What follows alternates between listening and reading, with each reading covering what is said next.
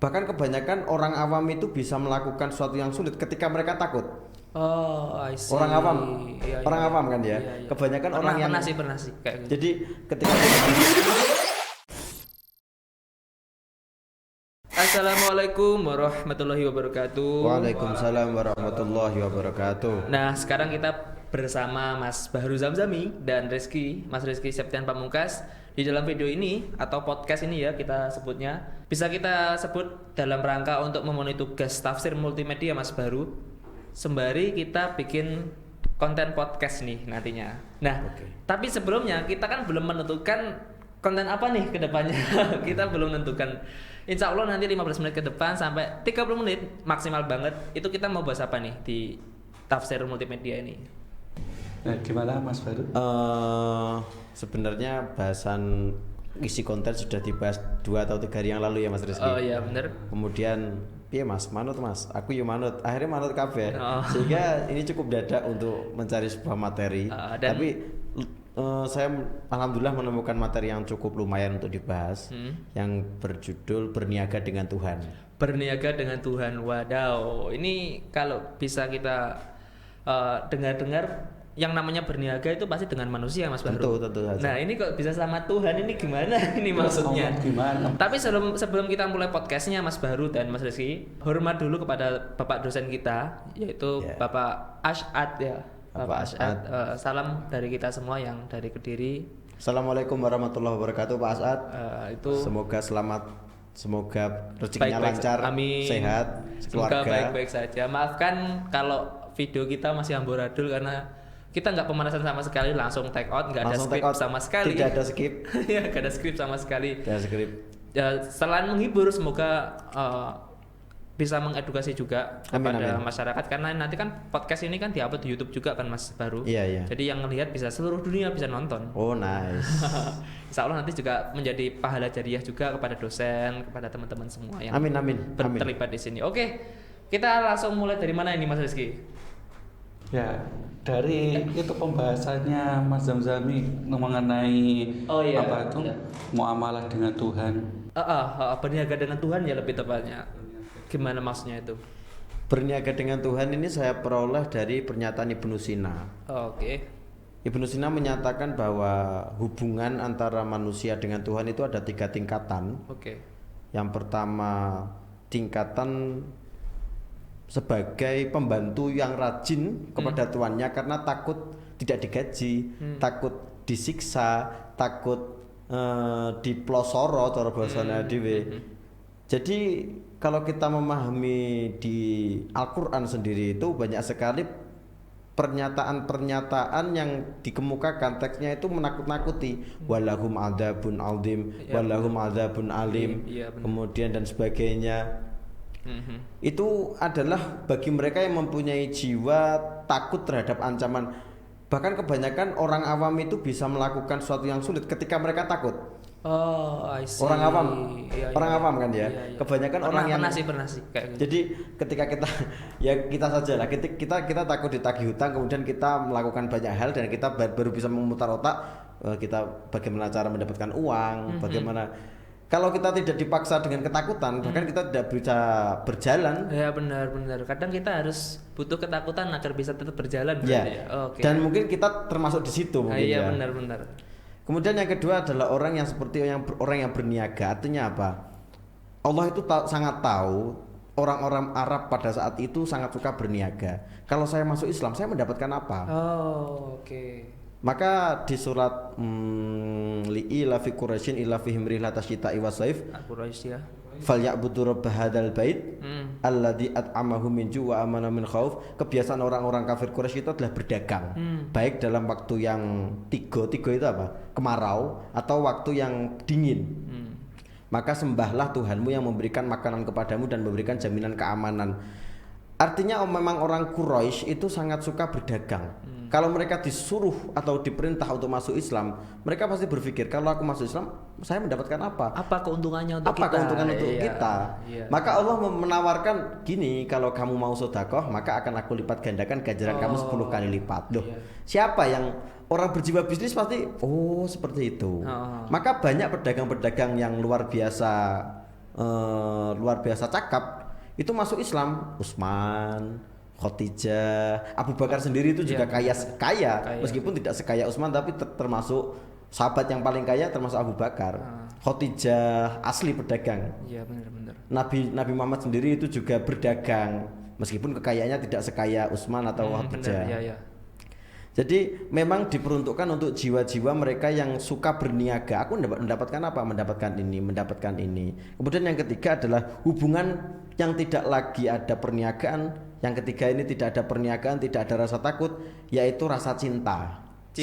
Seperti anak dan orang tua. Nice, ya benar. Iya. Seperti suami dan istri, di mana ketika kita mencintai, mungkin Mas Rivaldo pernah mencintai seseorang. Itu mungkin tidak usah diungkap di sini, pasti ditolak itu nanti. Mas Rizky mungkin pernah mencintai seorang. Saya kalau ceweknya Mas Rizky, saya kelihatannya tahu. Iya. Cukup di kelas saya sempat melihat beberapa lirikan mata Mas Rizky sangat tajam sekali. Hanya untuk orang itu. Saya tanya Mas Rizky agak gugup dan salah tingkah, jadi saya bisa menyimpulkan bahwa itu mungkin orientasi cinta Mas Rizky. Karena sudah pengalaman ya. Oh iya, nice. Oke lanjut. Jadi ketika kita mencintai, yang kita lakukan sudah bukan karena saya nanti untung apa, saya nanti rugi apa, tetapi yang kita dapat adalah bagaimana saya bisa membahagiakannya, apa yang harus saya korbankan untuk dia. Maka banyak sekali orang-orang sufi, orang-orang yang dekat dengan Tuhan, setiap malam bisa tahajudan 150 rakaat. Karena unsur cinta. Oke. Bahkan Nabi sendiri yang pasti dijamin masuk surga dan tidak mungkin melakukan dosa itu sendiri tahajud, mewajibkan dirinya sendiri tahajud sampai kakinya sampai membengkak dan sebagainya. Abu Darda juga seperti itu, Abu Dar juga seperti itu. Karena memang menyembah kepada Allah bukan lagi saya mendapatkan apa atau saya takut apa, karena sudah naik tingkat ke unsur cinta tadi. Itu pernyataan Ibnu Sina. Maka berniaga di sini adalah bagaimana kita yang awam tadi takut bisa naik ke tingkat yang 2. Kalau ke tingkat yang ketiga langsung mungkin terlalu jauh ya, termasuk saya sendiri. Mungkin malaikat angkat topi langsung. Malaikat itu langsung angkat cangkir luwak with coffee. Ya bisa jadi. Jadi kita naik ke angka kedua, yaitu berniaga dengan Tuhan. Bagaimana kita melakukan sesuatu tidak karena takut, tapi karena memang menginginkan sesuatu. Mungkin seperti itu.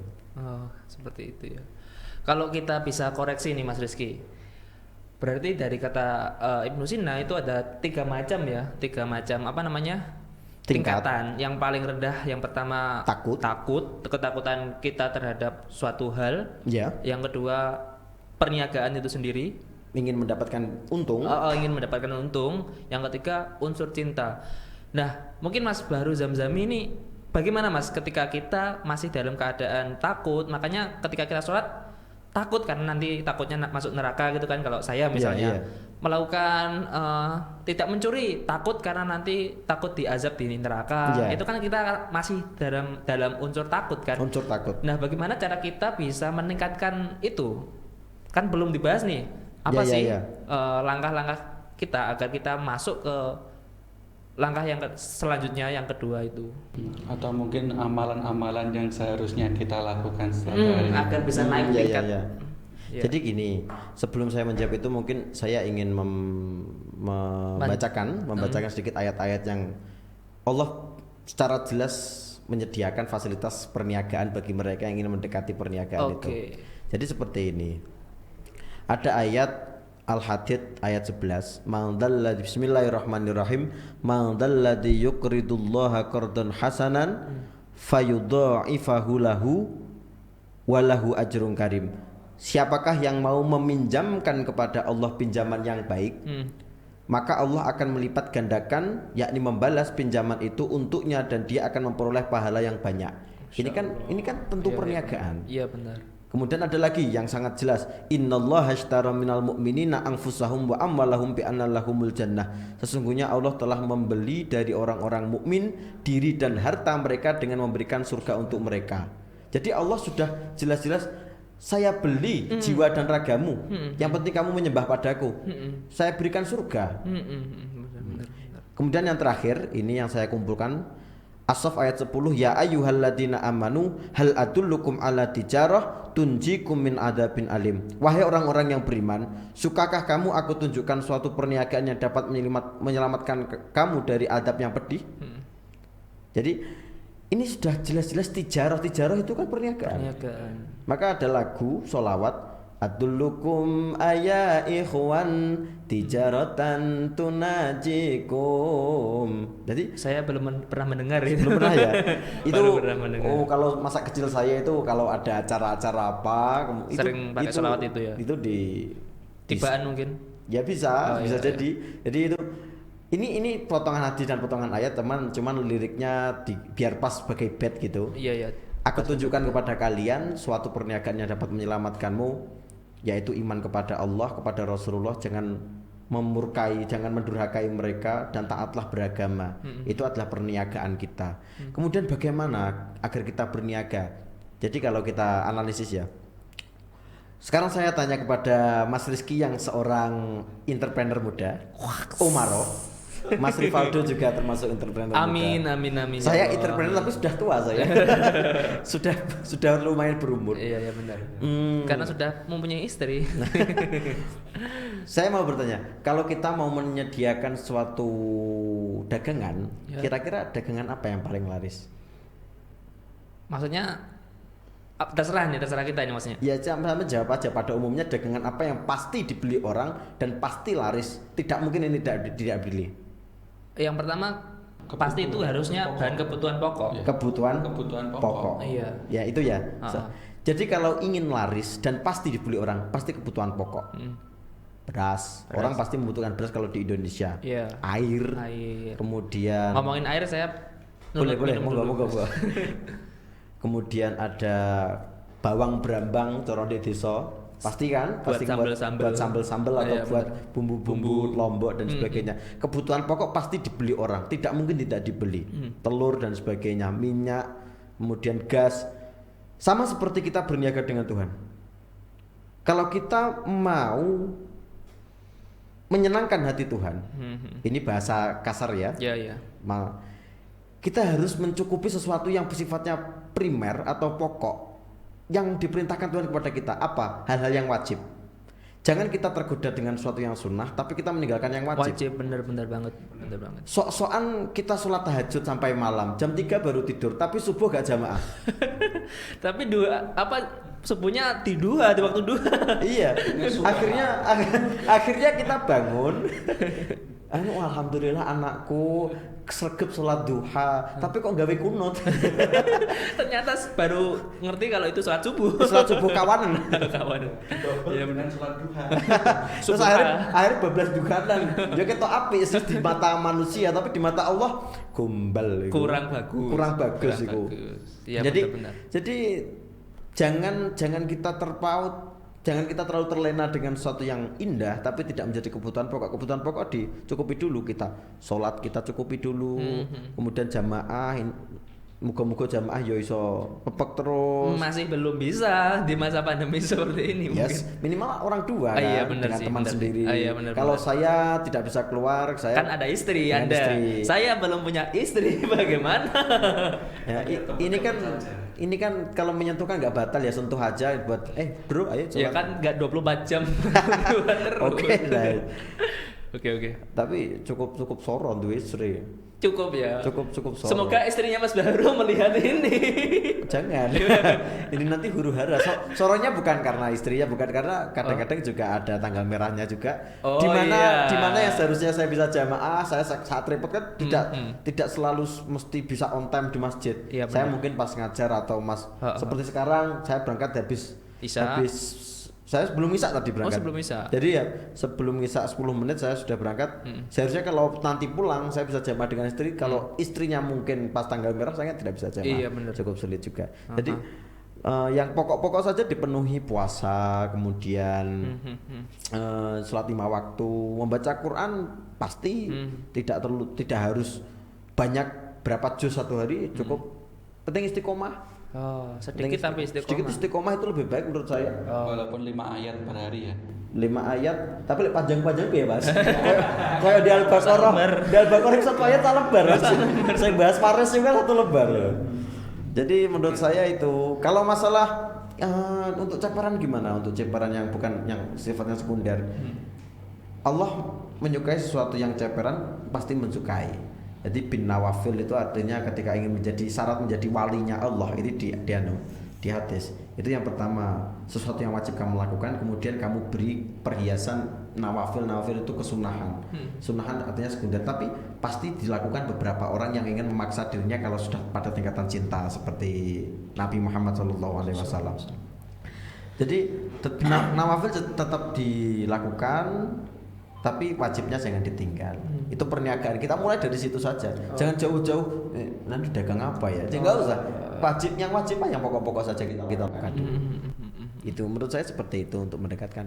Terus kita kan hidup di era modern nih Gus. Di era kita bisa katakan era milenial lah ya. Nice.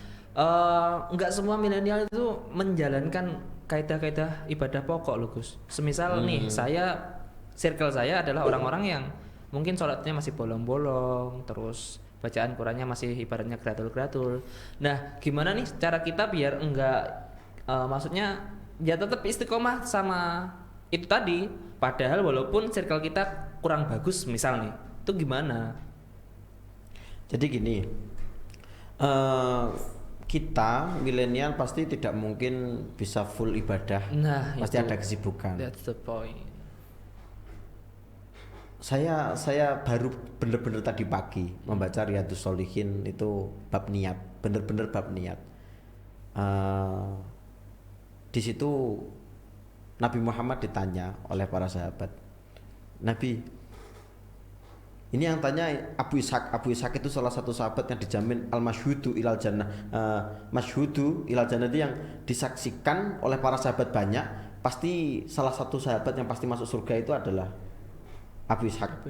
Itu termasuk cik bate Kanjeng Nabi, cik dulure Kanjeng Nabi. Jadi di situ ada nasabnya sekalian. Saya baca ditanya, kalau ada orang yang berperang tetapi tidak ikut bersama kami karena ada suatu halangan, seperti mungkin sakit atau mengurusi orang tua dan dia anak semata wayang dan orang tuanya tinggal ibunya saja, kemudian ngopeni mengurusi istrinya atau mengurusi anaknya, itu bagaimana kata Nabi?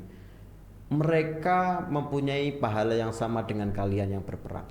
Padahal nggak ikut perang itu, nggak ikut berangkat maksudnya. Tidak ikut berangkat. Ini bab niat. Ini benar-benar saya baca dan Riyadhus Shalihin itu pasti muttafaqun alaih, pasti Bukhari Muslim. Ya, benar. Riyadhus Shalihin itu muttafaqun alaih pasti. Diambil dari Sahih Muslim, Sahih Bukhari.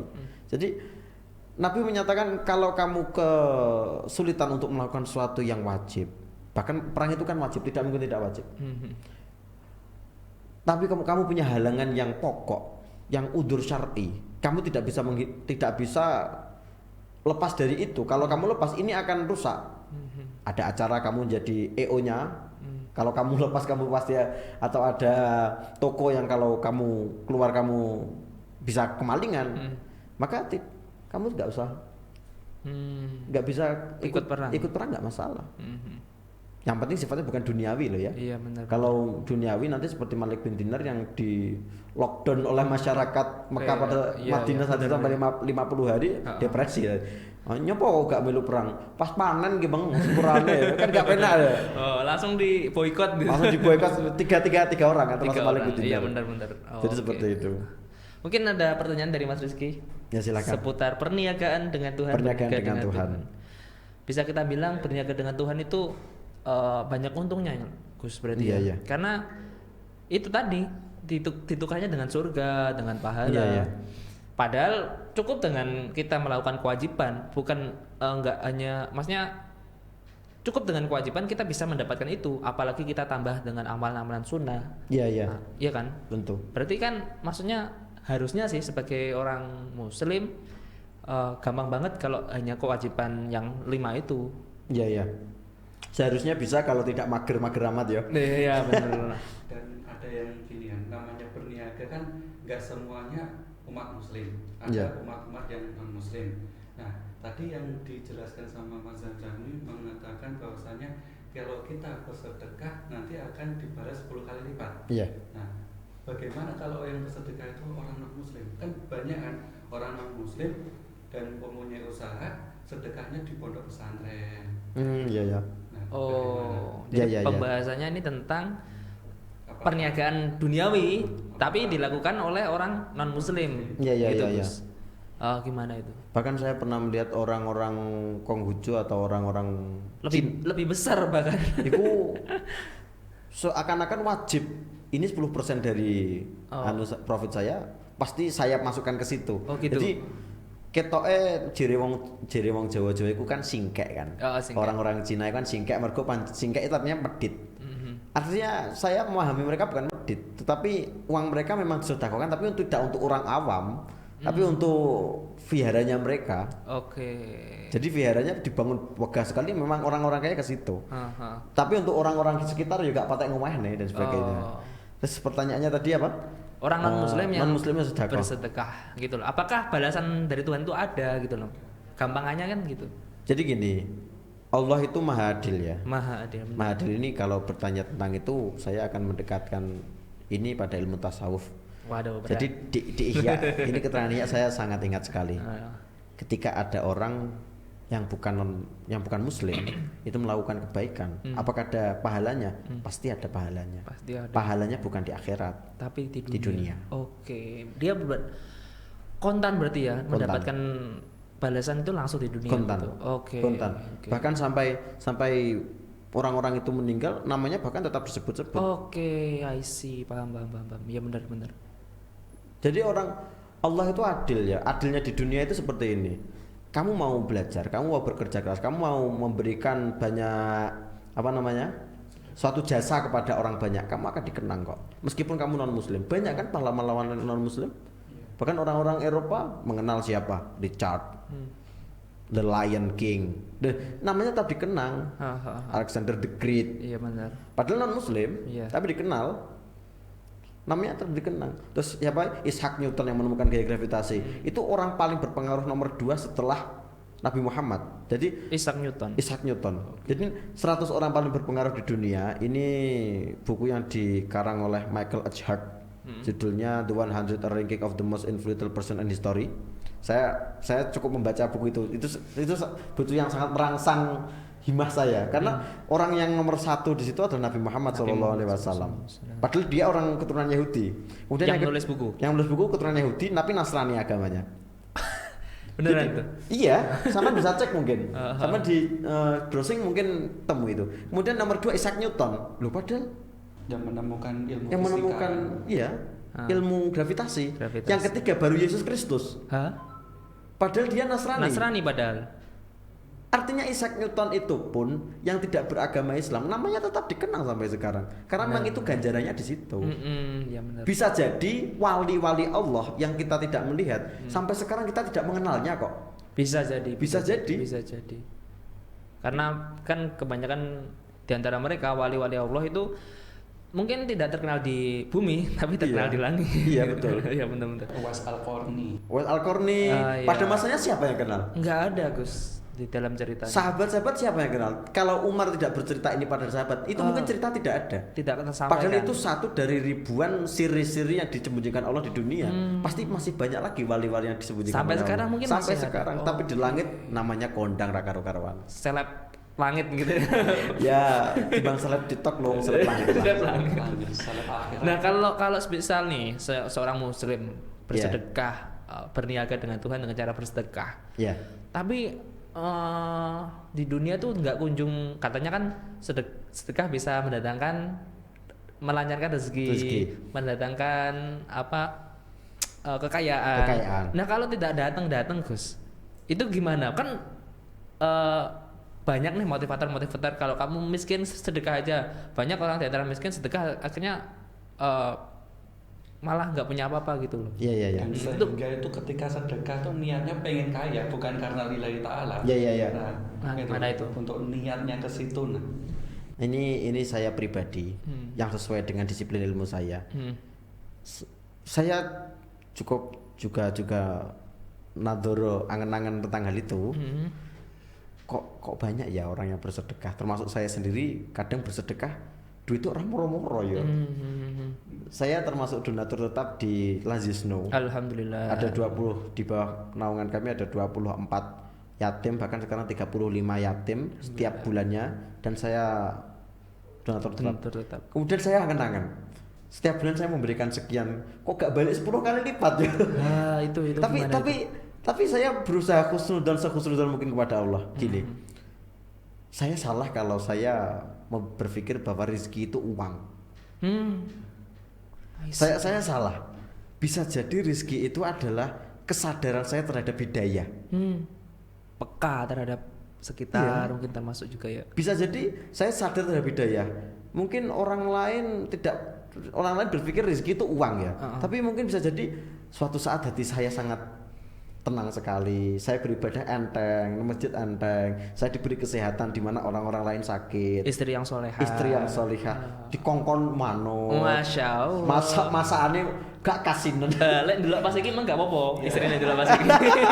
Tolong yang tadi dipotong ya, yang ngelem ini tuh. Tidak ada potong. Bisa jadi berupa anak yang soleh, amin. Atau mungkin keturunannya menjadi keturunan yang alim.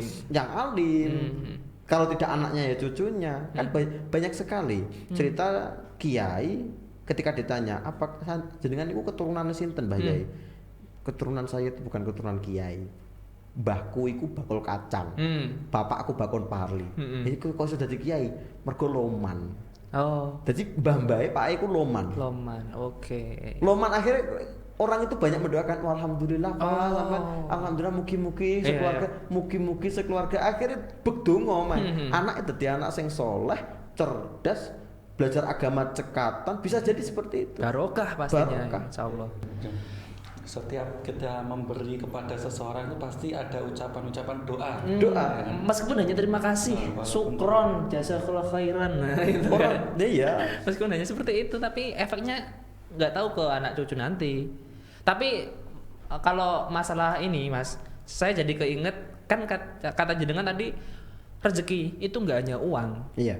Nah, aku sepakat sama ini karena kita pernah mendengarkan cerita tentang orang yang kaya. Ada nih si Fulan, si A katakanlah kaya banget. Iya. Tapi rezekinya kecil. Oh.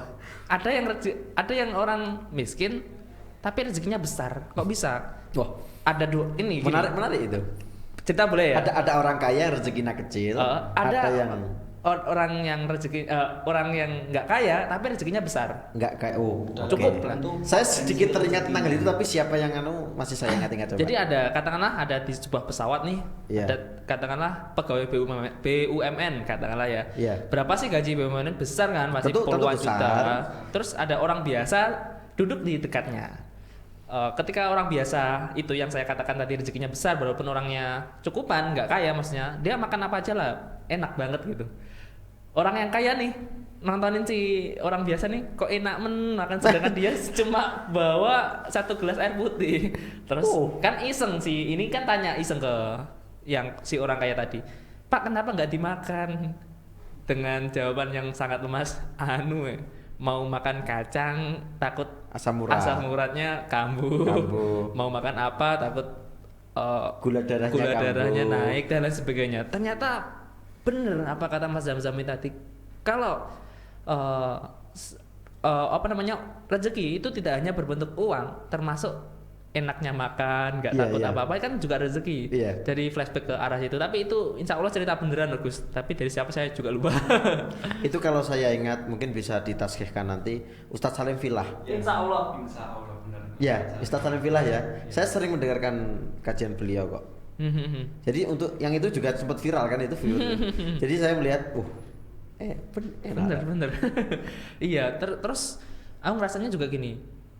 Flashback ke masa lalu saya adalah dulunya di belasan tahun saya seorang multi level, ikut multi level marketing, ikut money game dan lain sebagainya Gus. Ya mungkin setelah ini saya bisa di prospek. Iya, saya lupa nggak bawa jas ini tadi sambil.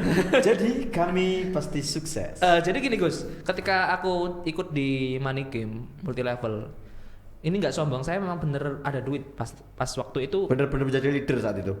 Nggak cuma leader, kalau yang namanya di money game itu nggak ada leader, nggak ada, Oh, nggak ada ya? nggak ada upline, nggak ada downline. Beda sama MLM ya? Beda kasus. Ini gitu. aku pernah ikut multi level, aku juga pernah ikut money game. Oke. Kita buang dulu multi levelnya, kita cerita tentang money game. Oh, Di iya. money game ini kita bisa mendapatkan profit besar. Dulu ada yang namanya sebuah manusia membantu manusia, pernah viral ini. Dia bisa memberikan profit 30% setiap 1 bulan, gak ngapa-ngapain, gak golek uang, gak presentasi uang, cukup kamu store uang, kamu dikasih profit 30%. Katakanlah aku store 1 juta nih, bulan depan aku dikasih 1.300.000. Aku store 10 juta, bulan depan dikasih 13 juta, gak lapo-lapo. Kemudian? Dan ada temanku yang punya tabungan sampai puluhan juta, bahkan omset jaringannya sampai miliaran. Sampai pas waktu multi level itu money game itu collapse, dia nggak bisa kebeli apa-apa Gus. Yang ada malah dia dituduh sebagai DPO, dia dikejar-kejar oleh investor karena pakai uang investor, termasuk saya juga. Saya motor pernah saya sekolahkan, BPKB saya pernah sekolahkan. Sekolah yang nggak lulus itu ya? Iya. Kemudian harga motor yang bagus murah sekali. Iya bener. Ya nanti mas, BPKB nih sekolah mas.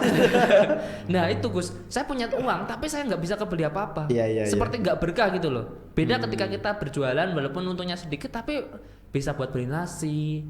Pada waktu itu malah aku sering sakit-sakitan. Iya. Ternyata mungkin Allah masih sayang sama saya, sama teman-teman, sehingga uang itu tidak bisa kebeli untuk mobil misalnya, buat beli motor, nggak sampai Gus. Padahal pada waktu itu tabungan ada, kenapa nggak sampai kepikiran ke sana?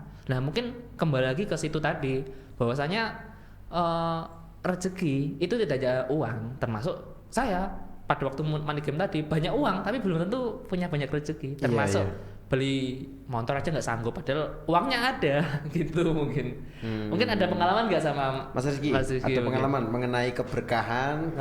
Keberkahan. Namanya saja sudah Rizky, mungkin iya. ada Rizky Pamungkas. Iya benar.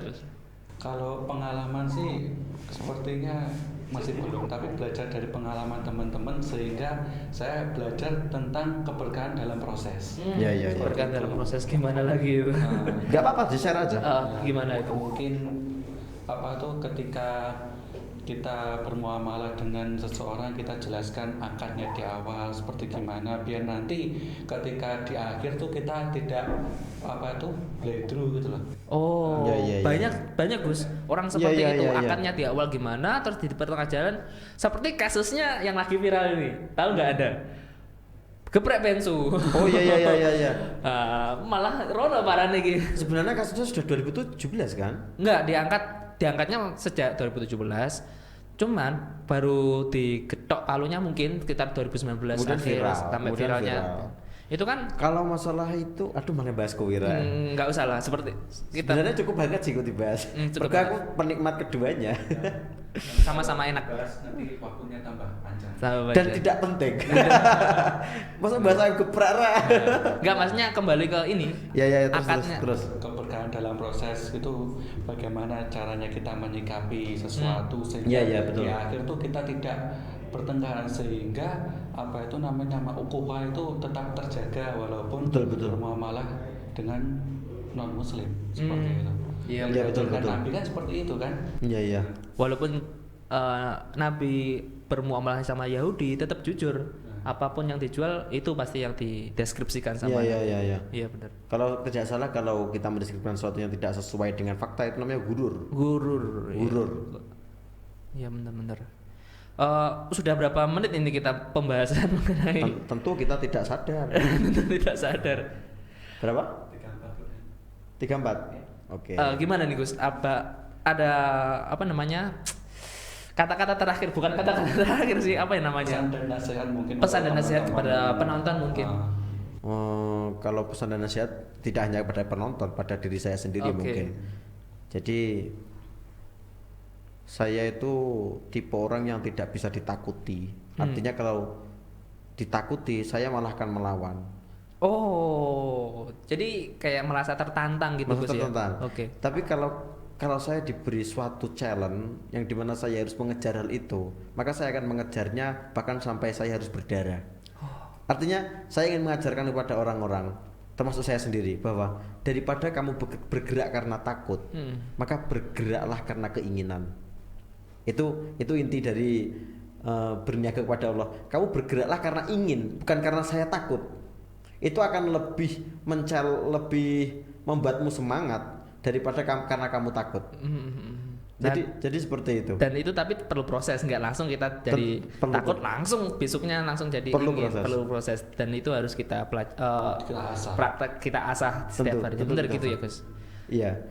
Sehingga akan menjadikan orang itu menyampaikan suatu karena rasa senang dan rasa ingin. Orang yang senang itu sekesel apapun, gak gampang capek dia. Gak capek.